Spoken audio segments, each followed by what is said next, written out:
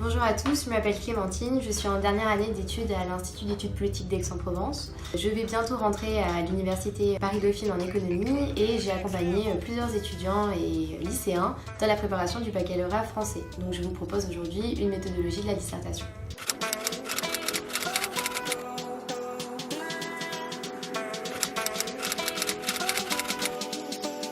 Dans le cadre d'une dissertation, n'oubliez pas que c'est un exercice de réflexion. On demande d'avoir votre point de vue sur un sujet précis de littérature, de mesurer les connaissances que vous avez acquises en cours, mais aussi votre appétence littéraire personnelle. Donc la méthodologie de la dissertation reprend tous ces éléments et la dissertation n'est pas qu'un simple exercice de thèse-antithèse. Vous avez donc 4 heures pour réaliser cet exercice et il suit un plan précis. Donc nous allons voir ensemble un squelette de cette dissertation et donc ce que vous devez faire au brouillon. Donc vous avez plusieurs étapes à respecter. D'abord, il faut que vous analysiez correctement le sujet. Donc cela suppose un certain temps de réflexion personnelle. Ensuite, vous devez trouver votre problématique. Sans problématique, vous ne pouvez pas terminer votre devoir. Donc à l'issue de cette réflexion, vous êtes en mesure de dégager un plan. Donc le plan peut s'articuler en 2 parties, parce que vous avez quand même 4 heures pour réaliser cet exercice, ou sinon en 3 parties, si par exemple vous êtes dans une filière littéraire ou si vous avez l'habitude de réaliser ce genre de devoir. L'introduction, elle aussi suit un déroulement précis, donc il y a plusieurs étapes. Dans cette introduction, vous avez d'abord une accroche qui va servir à intéresser le lecteur de votre copie. Vous pouvez dans cette accroche reprendre un exemple littéraire, l'exemple d'un auteur, et ensuite filer la métaphore, contextualiser cet auteur, trouver son genre littéraire et donc expliquer pourquoi vous le mettez ici dans cette accroche. Ensuite vient l'élaboration de votre problématique, c'est le corps de votre devoir, donc réfléchissez bien. Un sujet de dissertation n'est pas posé au hasard. Le correcteur attend que vous répondiez à une réponse précise. C'est précisément le rôle de votre problématique. Donc ensuite l'annonce de plan. Le plan va naturellement découler de la problématique et reprendre les éléments principaux de manière à apporter une réponse structurée. Vient ensuite la rédaction de votre devoir. Donc sur 4 heures, il faut compter quand même un certain temps. Je préconise au moins 1h30 de rédaction pour avoir un devoir qui tient la route et qui soit assez aéré et propre. Puis enfin vient votre conclusion. Donc la conclusion reprend l'ensemble des éléments du devoir. Elle reprend surtout votre plan, donc en 2 parties ou en 3 parties, rappelle les éléments principaux, puis peut ouvrir sur de nouveaux aspects du sujet qui n'ont pas été évoqués encore. Donc si on veut s'intéresser à un exemple précis de dissertation, on peut reprendre l'exemple, le baccalauréat 2013 qui a été donné en métropole sur le thème de la poésie.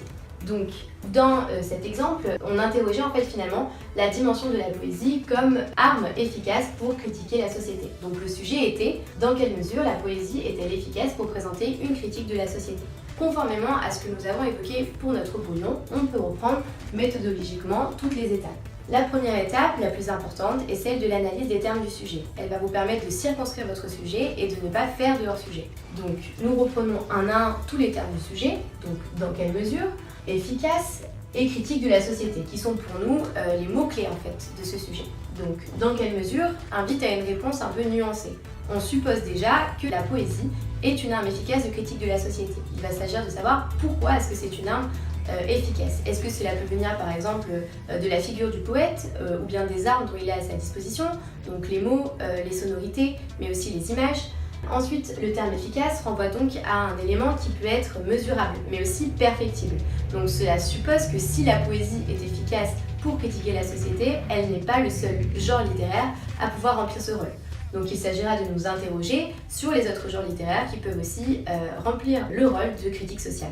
Et enfin le terme fondamental de critique de la société, donc qui est un terme plutôt générique mais qu'il faut entendre dans le sens de reprendre finalement tous les éléments qui ne vont pas bien dans une société, les travers d'une société, et on peut s'interroger ici sur par exemple la présence d'inégalités, l'oppression politique, les discriminations et donc de manière générale toutes les injustices. Après cette phase d'analyse du sujet, nous avons normalement les clés pour réfléchir à une problématique. Donc la problématique ici qu'on a dégagée au fil de notre réflexion, s'interroger justement sur l'ambivalence de la poésie. Donc d'un côté, cette arme efficace pour être une critique sociale, mais de l'autre peut-être une arme qui n'est pas compréhensible à tous ou accessible à tous, et dans ce cas-là, d'autres genres littéraires pourraient être aussi utilisables et préférés par certains auteurs. Donc notre problématique s'exprime donc de la manière suivante: dans quelle mesure la poésie, œuvre du poète, serait-elle un outil privilégié pour dépeindre la réalité sociale. Je vous invite ici à vous concentrer sur le terme de dans quelle mesure qui reprend bien l'aspect nuancé de notre réponse, car il ne s'agit pas pour vous de partir en hors sujet et de ne traiter qu'un seul aspect du sujet. On voit bien ici que le sujet implique à une réponse nuancée. Donc l'élaboration du plan découle elle-même de la problématique. Donc nous avons choisi de traiter dans une première partie la poésie comme un instrument efficace pour faire ressortir les travers de la société. Donc ici nous n'avons pas tout développé, mais nous verrons qu'il y a d'autres articulations internes et donc cependant de nuancer notre propos en disant que la poésie ne touche peut-être pas tous les publics et que d'autres genres littéraires s'avéreraient peut-être plus universels pour répondre à ce sujet. Donc on peut penser par exemple au théâtre ou alors aux genres littéraires plus larges comme les pamphlets, les satires ou les utopies, les dystopies. Donc dans le cadre de notre sujet, nous avons voulu illustrer notre propos de cette introduction en choisissant une accroche pertinente. Donc je vous rappelle que l'accroche est véritablement le début de votre devoir, la vitrine de votre devoir, ce qui va donner envie au correcteur d'aller jusqu'au bout et peut-être de vous mettre une excellente note.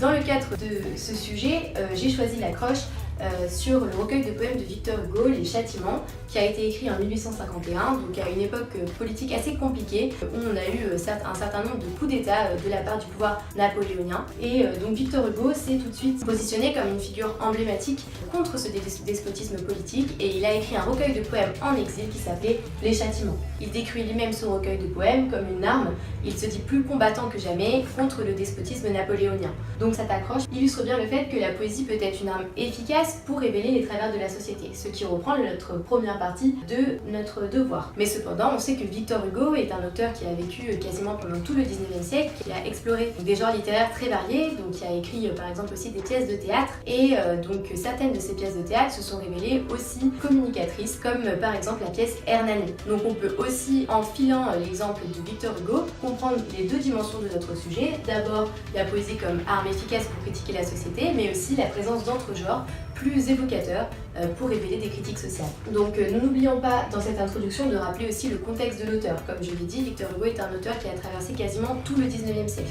Il n'est pas rattachable à un genre propre, mais on peut quand même évoquer son appartenance prégnante au romantisme. Ensuite, la reprise de notre problématique, donc qui était dans quelle mesure la poésie était une arme efficace pour critiquer la société. Et enfin, l'élaboration de notre plan. Donc ici, j'ai choisi un plan en deux parties car je trouvais que le sujet s'y prêtait bien. La rédaction de notre devoir doit être soigneuse, sans faute d'orthographe, car elles sont comptabilisées pendant l'épreuve du baccalauréat et donc dégager un certain temps de lecture de 5 à 10 minutes.